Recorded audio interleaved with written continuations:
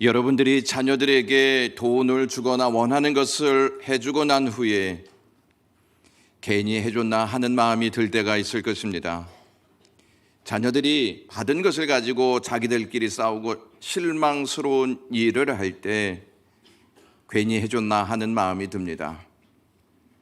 부모는 자녀가 하는 것에 관심이 많아서 관섭하고 싶어 합니다. 그래서 게임하는 자녀들을 보면서 게임하지 마, 그거 먹지 마라, 너무 핸드폰만 보지 마라, 너무 늦게 자지 마라, 나쁜 친구들 사귀지 마라 등의 말을 많이 합니다. 그 말을 하도 들어서 그런지 요즘 아이들이 가장 좋아하는 음식이 있습니다. 그 음식이 마라탕입니다. 많이 웃으셔야 되는데 무슨 말이 지금 의미가 무엇인지 잘 모르셔서, 방송에서 마라탕에 들어가는 재료들이 농약이 많이 들어있다, 그래서 신체에 해롭다 하는 보도를 본 적이 있습니다. 그것을 보고 아이들에게 마라탕을 먹지 마라 이렇게 신신당부를 한 적이 있습니다. 어느 날 둘째가 밥을 먹겠다고 해서 돈을 줬는데 기어코 먹지 말라고 한 마라탕을 사 먹은 것이었습니다. 그때 드는 생각이 돈을 괜히 줬나 하는 마음이 들었습니다. 예수님은 고난받기 전에 제자들과 함께 유월절 만찬을 행하셨습니다. 이번 유월절 만찬은 다른 유월절과는 달리 특별한 날이었습니다. 예수님의 살과 피를 전부 주심으로 유월절 역사를 완성시키고자 하셨기 때문입니다. 하지만 예수님이 무슨 의도로 만찬을 행하셨는지 제자들은 잘 몰랐습니다.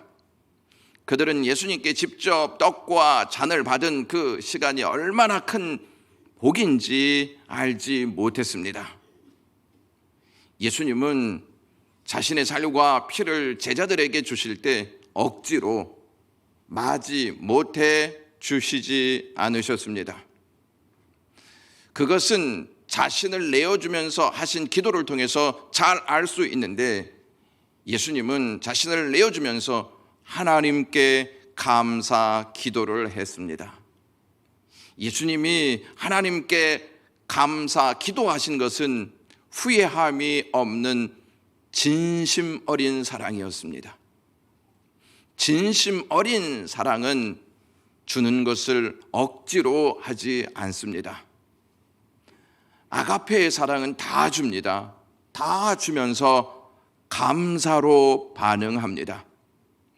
우리는 그러한 사랑을 받은 자들이고 지금도 그러한 사랑을 받고 있다는 사실을 확신하셔야 합니다.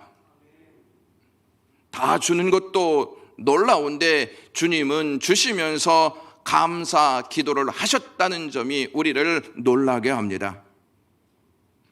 여기에 더해 예수님이 자신을 전부 주시는 대상이 좁게는 제자들이지만 넓게는 우리들입니다.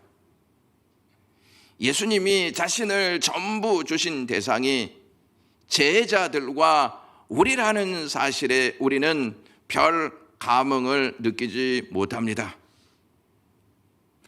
받을 만한 자격이 있어서 별 감흥이 없는 것입니까? 오늘 본문은 만찬 직후에 벌어진 사건입니다. 24절에 또 그들 사이에 그 중 누가 크냐 하는 다툼이 난지라 이렇게 되어 있습니다. 주님의 몸과 피를 받고 난 후에 그들이 한 행동은 누가 더 큰지를 놓고 싸우고 있었습니다. 그들의 행동을 보고 여러분들은 어떤 마음이 드십니까? 어이없다, 한심스럽다 하는 마음이 들지 않습니까? 그들은 상식 밖의 일을 하고 있는 것입니다. 예수님이 그러라고 싸우라고 자신의 전부를 주신 것이 아닌데 제자들은 무지한 행동으로 실망스러운 모습을 보이고 있습니다. 조금만 집중하여 예수님이 행하신 만찬의 의미를 생각하였더라면 그러한 행동을 하지 않았을 것입니다. 누가복음 9장 46절에서는 제자 중에서 누가 크냐 하는 변론이 일어났다고 증거합니다. 그러나 본문에 와서 변론이 다툼으로 확장되었음을 알게 합니다. 마가복음에서는 야고보와 요한이 예수님께 자신들을 주의 우편과 좌편에 앉게 해달라고 부탁한 내용이 담겨져 있습니다. 그때 다른 제자들이 이 두 형제를 향해 화를 냈습니다. 야고보와 요한이 자신들보다 큰 자리에 앉는 것을 인정할 수 없을 뿐더러 다른 제자들도 모두 주님께서 세상의 정치적인 왕이 되셨을 때 주님의 우편과 좌편에 앉아 세속적인 권세를 누리고 싶었기 때문입니다. 그들은 자리를 탐하고 있었습니다. 어쩌면 그들은 누가 크냐를 놓고 싸우는 과정에서 나는 배를 내놓았어, 나는 그물을 내놓았어, 그리고 사랑하는 가족들을 다 버리고 주님을 따랐어. 그러니 내가 우편에 앉아야지. 나는 세간을 버리고 주님을 따랐어. 그래서 내가 우편에 앉아야지. 나는 집과 부모를 버리고 주님을 따랐어. 그래서 내가 주의 우편에 앉아야지. 나는 내 꿈과 큰 계획을 다 버리고 주님을 따랐어. 그래서 내가 주님의 우편에 앉아야지. 나는 성공의 자리를 버리고 주님을 따랐어. 그러니 내가 큰 자가 되어야 하고 좋은 자리에 앉아 있어야 해 라고 말할 수도 있었다는 것입니다. 그들은 자신들이 버리고 따랐던 대가를 얻고자 했는지도 모릅니다. 섬김의 걸림돌은 내가 한 것을 내세워서 대가를 얻고자 하는 마음입니다. 제자들이 각자의 욕망을 드러내며 다투고 있는 그곳은 주님과의 마지막 유월절 식사 자리였습니다. 만약 제자들이 그 식사 자리에서 주님께서 말씀하신 고난이 잠시 후에 있을 십자가 형벌이었음을 알았다면, 또한 주님께서 그 자리에서 먹었던 떡과 잔을 자신의 몸과 피라고 하신 말씀이 우리의 죄를 대속하기 위한 죽음인 것을 알았다면 결코 그 자리에서 서로 큰 자가 되겠다고 다투지 않았을 것입니다. 그들은 아직도 주님을 고난의 메시아가 아닌 정치적인 메시아로 오해했고, 십자가 고난을 앞두고 계신 주님 앞에서 세속적인 욕망에 따라 더 큰 자리를 욕심내고 있음을 보게 됩니다. 한심스럽지 않습니까? 여러분들은 어떠신가요? 그들과 전혀 다른 모습으로 살아가고 있습니까? 그들의 실망스러운 모습을 보면서 참 한심스럽다라고 여기지 않습니까? 전혀 말귀를 못 알아듣는 자들 같아 보이지 않습니까? 그러나 우리도 어이없는 그들의 모습을 따라 교회 안에서 행하고 있는지 살펴보셔야 합니다. 왜 이렇게 한국 교회에 대한 자성의 목소리가 높아지고 있습니까? 한국 교회의 대부분의 문제를 파헤쳐 들어가 보면 제자들이 벌인 논쟁을 하고 있다는 것입니다. 성찬식을 하지 않아서 그런 것입니까? 성찬 예식은 빠짐없이 하고 있습니다. 성찬식을 하지 않아서가 아니라 성찬의 진정한 의미를 깨닫지 못한 결과로 낳은 무지 때문입니다. 주님의 살과 피를 우리에게 주신 이유는 그냥 받아 먹는 것으로 의미를 부여하라고 주신 것이 아닙니다. 주님이 주신 살과 피로 삶을 살아가면서 섬기면서 살아라 하는 메시지를 담고 있다는 것을 기억하십시오. 그러나 그들은 주님이 주신 것으로 만족하지 않고 주님이 우리에게 주신 살과 피에 깊은 감동을 느끼지 못하고 있었습니다. 그러한 그들은 자신들이 원하는 것을 얻기 위해 싸우고 있었습니다. 교회가 주님이 주신 것으로 만족하지 못하면 원하는 것을 얻기 위해 반드시 싸웁니다. 출애굽기 16장을 보면 광야에 들어선 이스라엘 백성들이 배가 고프다. 그래서 모세와 아론을 원망합니다. 그때 하나님께서 모세에게 말씀하시기를 내가 너희를 위하여 하늘에서 양식을 비같이 내리겠다. 백성이 나가서 일용할 것을 날마다 먹을 것이다. 이렇게 말씀하십니다. 이스라엘 백성들은 땅의 양식이 아닌 하늘에서 내려온 양식인 만나를 먹고 광야를 살았습니다. 그리고 출애굽기 17장에 가서 보시면 이스라엘 백성들이 모세에게 목이 마르다 이렇게 호소합니다. 하나님께서 모세에게 내 지팡이를 손에 잡고 가서 반석을 쳐라 말씀하십니다. 모세가 하나님의 명령대로 반석을 치자 반석이 깨져서 물이 쏟아져 나왔습니다. 이스라엘 민족들이 광야에서 그 생수를 마셨습니다. 이 내용을 바울이 이렇게 해석합니다. 반석은 곧 그리스도다라고 말입니다. 반석이 깨어지는 것은 예수님이 십자가에서 죽으실 때 깨어지는 현상을 우리에게 알려주는 것이고, 예수님이 십자가에서 돌아가실 때 물과 피를 흘리셨습니다. 그 내용을 미리 알려주고 있는 대목이라는 말씀입니다. 출애굽기 16장과 17장에서 떡과 물을 그들은 마셨습니다. 출애굽기 16장과 17장 그 끝날 무렵에 만나와 물을 마신 사람들에 대한 반응이 나오는데, 아멜렉과 싸우러 전쟁에 나갑니다.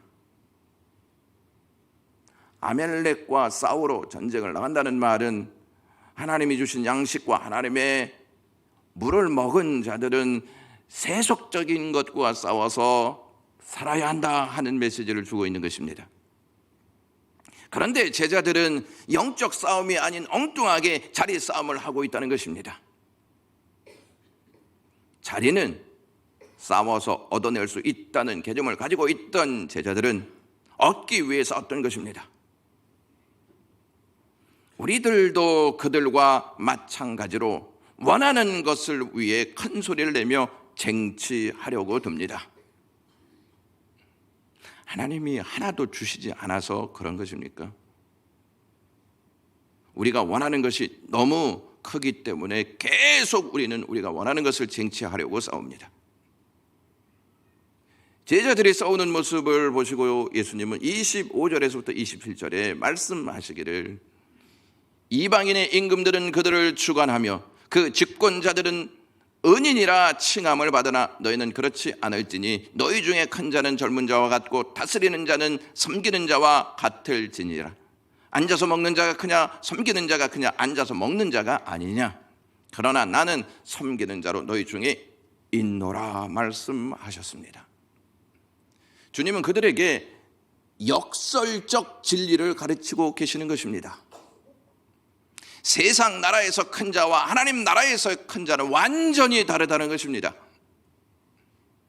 그 나라를 다스리는 왕이 다르기 때문입니다. 세상 나라의 왕은 권세를 부리며 백성들에게 은인이라 칭송받기를 좋아하는 권력자입니다. 세속적인 왕의 다스림을 받으며 살아가는 사람들은 세속적인 가치관에 따라 더 큰 자리, 더 높은 곳, 더 칭송받는 자리를 목표 삼으며 살아갑니다. 그러나 하나님 나라와 그 나라의 왕이신 예수 그리스도는 그렇지 않으셨습니다. 주님은 섬김을 통해 그분의 나라를 다스리고 계십니다. 여기에서 섬기다라고 하는 이 단어의 의미가 여럿이 있는데, 그 중에 본문에 사용된 단어는 식사의 시중을 들다 하는 디아코네오라고 하는 단어입니다. 이 단어는 매우 인격적으로 다른 사람에게 행하는 사랑의 봉사입니다. 인격적으로 마음을 다해서 진심 어린 마음으로 봉사하는 것입니다. 하나님 나라에서 큰 자가 왜 섬기는 자인지는 주님의 모습을 통해서 분명히 알 수 있습니다. 만왕의 왕이시고 만주의 주이신 주님은 그들을 섬기기 위해 살과 피를 다 주셨습니다. 주님은 언제나 섬기는 자로 제자들 가운데 계십니다. 지금 제자들과 함께 있는 식사 자리에서도 주님은 여전히 섬김의 자리에 계십니다. 또한 주님은 제자들을 섬겼을 뿐만 아니라 온 인류를 섬기셨습니다. 우리의 죄를 대속해 주시기 위해 친히 유월절 어린 양이 되셨고 십자가에서 살이 다 찢겨 피를 쏟으시기까지 우리를 섬기셨습니다. 몸소 보여주신 주님의 희생과 섬김을 통해 우리는 그분의 나라, 하나님 나라의 백성이 된 줄로 믿습니다. 이제 우리도 섬김의 왕이신 주님을 따라 우리의 각자의 자리에서 섬기는 자로 있을 때 그곳이 바로 하나님의 나라가 되는 줄로 믿습니다. 주님께서 더 나아가 제자들에게 28절에서부터 30절에 이렇게 말씀하십니다. 너희는 나의 모든 시험 중에 항상 나와 함께 한 자들인즉 내 아버지께서 나라를 내게 맡기신 것 같이 나도 너희에게 맡겨 너희로 내 나라에 있어 내 상에서 먹고 마시며 또는 보좌에 앉아 이스라엘 12지파를 다스리게 하려 하노라. 이렇게 말씀하십니다. 무슨 말씀이냐면 예수님께서 하나님의 나라를 세우기 위해서 제자들에게 맡기시겠다는 말씀입니다. 하나님 아버지께서 독생자 예수 그리스도께 하나님의 나라를 맡기셨고 주님께서 섬김으로 하나님의 나라를 이루셨습니다. 이제 제자들에게 주님께서 이루신 하나님의 나라를 맡기시겠다는 것입니다. 즉 제자들은 예수님의 대리자로서 예수님처럼 사랑의 섬김으로 주님과 함께 하나님의 나라를 다스리게 될 것이다 하는 말씀을 주고 계시는 것입니다. 여러분, 여기서 우리가 한 가지 의문이 드는 내용이 있습니다. 형편없이 반응하는 제자들에게 왜 하나님의 나라를 맡기시냐 하는 것입니다. 이해가 되지 않습니다. 곧 있으면 유다가 예수님을 팔아먹을 것이고 다른 제자들은 예수님을 다 버릴 것이고 수제자였던 베드로 역시 예수님을 부인할 것이기 때문입니다. 예수님은 베드로에게 세번역 성경 31절에 이렇게 말씀하십니다. 시몬아 시몬아 보아라, 사탄이 밀처럼 너희를 체질하려고 너희를 소나기에 넣기를 요구하였다라고 말씀하셨습니다. 사탄의 유혹이 시작되었다는 말씀입니다. 이에 베드로는 33절에 주여 내가 주와 함께 오게도 죽는 데에도 가기를 각오하였나이다, 이렇게 자신만만해하는 자신의 입장을 밝힙니다.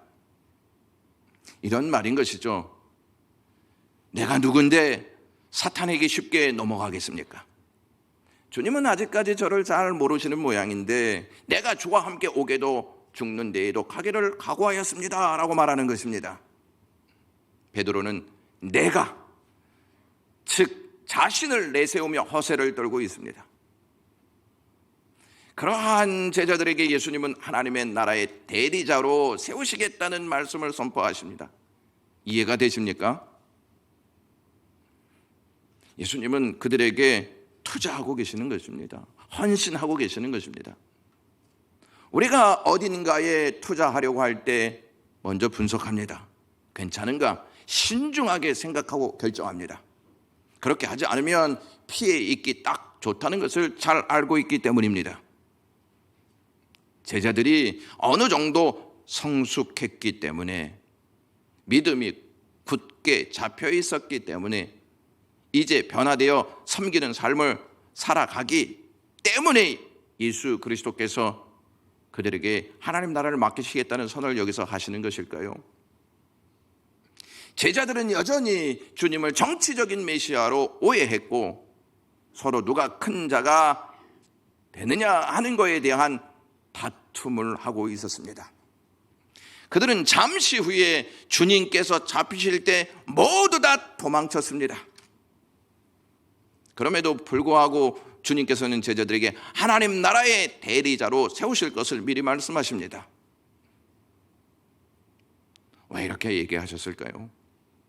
우리가 봐도 제자들은 별것 없어 보이는데 예수님은 왜 그렇게 하나님 나라의 사역자로 세우시기를 원하셨던 것일까요?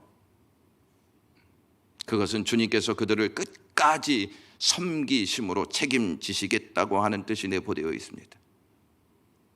끝까지 섬기셔서 결국 그들이 그 일을 감당할 수 있도록 거듭나게 하실 것이라는 메시지입니다.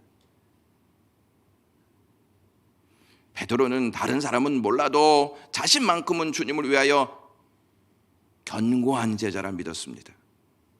주님은 베드로에게 34절에 이렇게 말씀하십니다.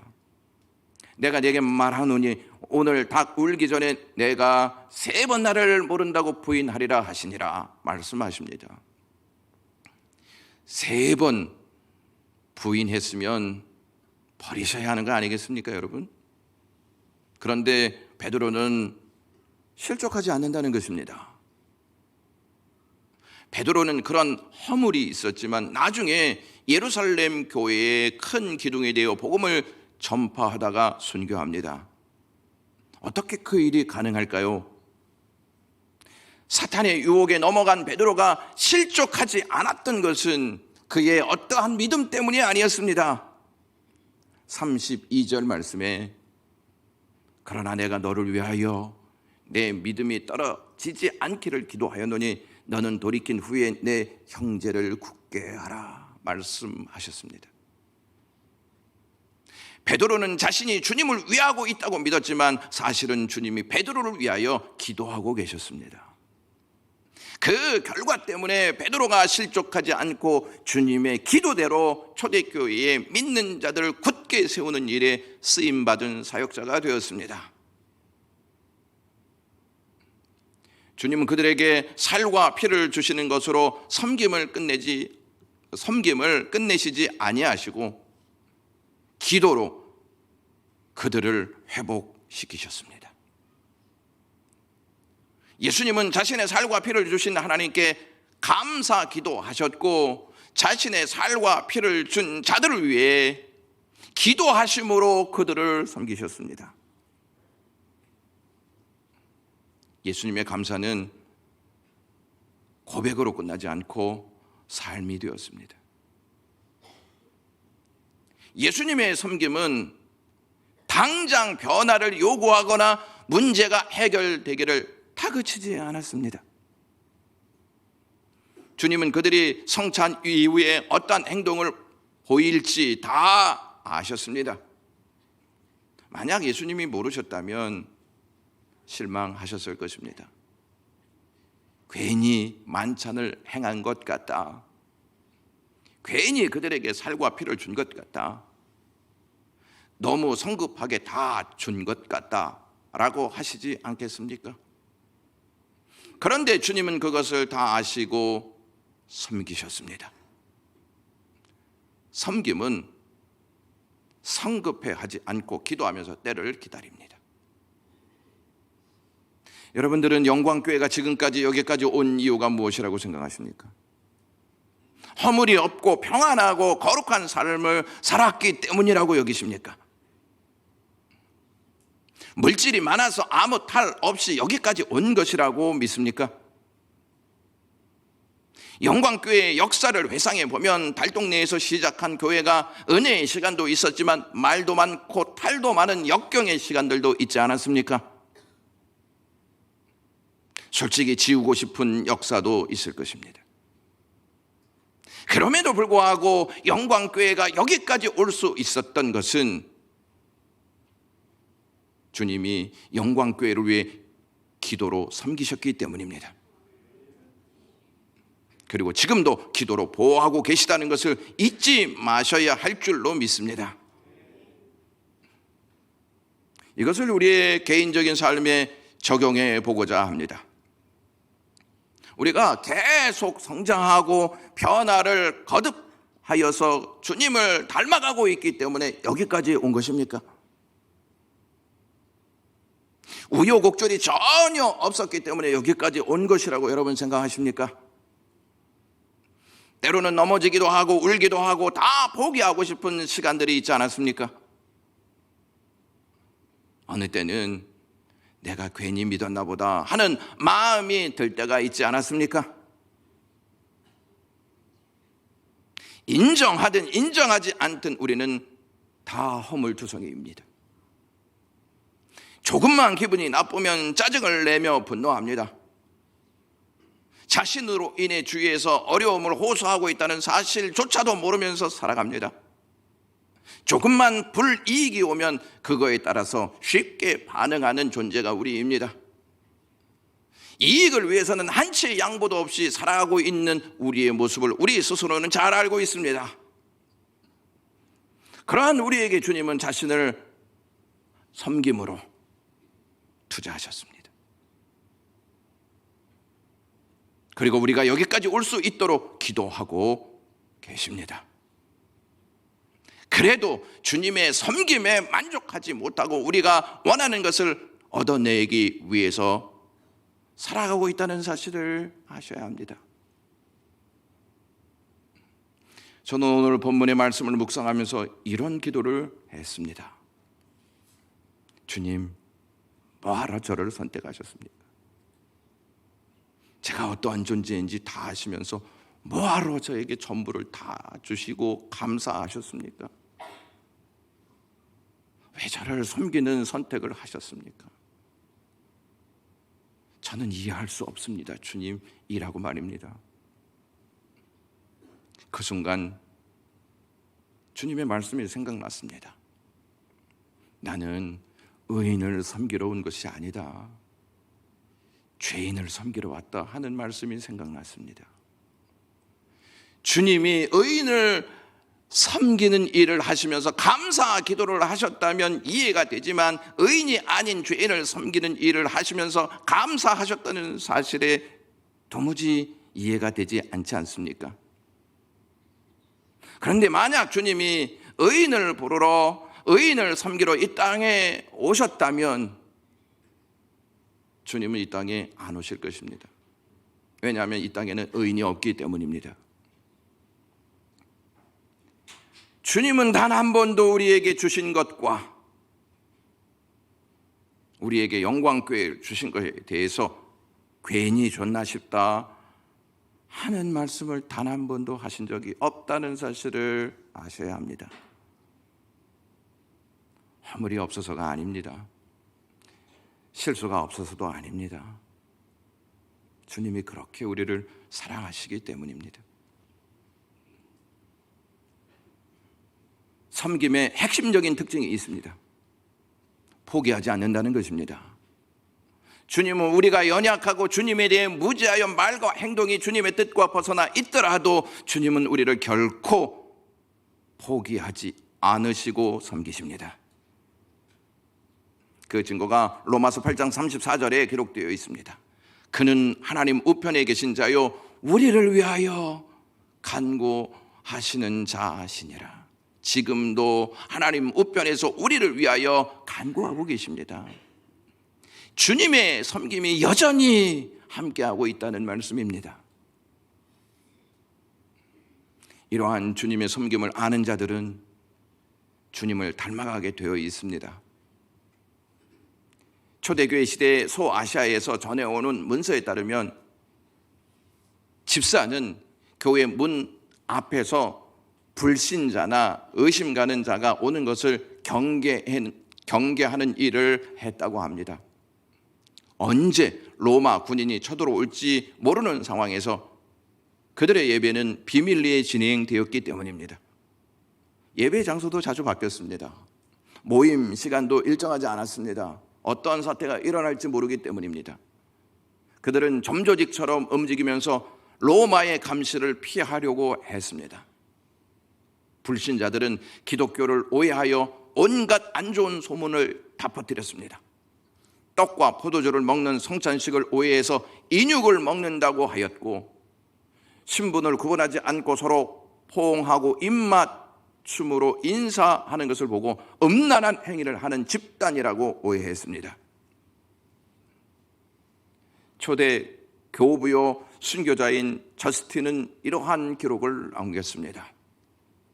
전에는 부와 재산을 늘리는 일에 큰 기쁨을 느꼈던 우리가 이제는 가진 것을 공동기금으로 모으고 필요한 사람들과 함께 나누고 있습니다. 전에는 서로 증오하고 죽이며 다른 족속의 사람과는 풍습이 다르다고 절대로 상종하지도 않았던 우리가 이제는 그리스도께서 나타내 보이신 후 그분의 공정하신 명령을 따라 함께 살면서 원수를 위하여 기도하고 이방인들도 우리처럼 그리스도께서 주신 좋은 소망을 함께 나누기 위함입니다 라고 말입니다. 이 세상에는 섬기는 자와 섬김을 받는 자가 있습니다. 섬기는 자는 자신을 내어주어 다른 사람을 채우지만 섬김을 받는 자는 다른 사람의 것으로 자신을 채웁니다. 어지러운 세상에 그래도 살맛 나게 하는 것은 섬기는 사람이 있기 때문입니다.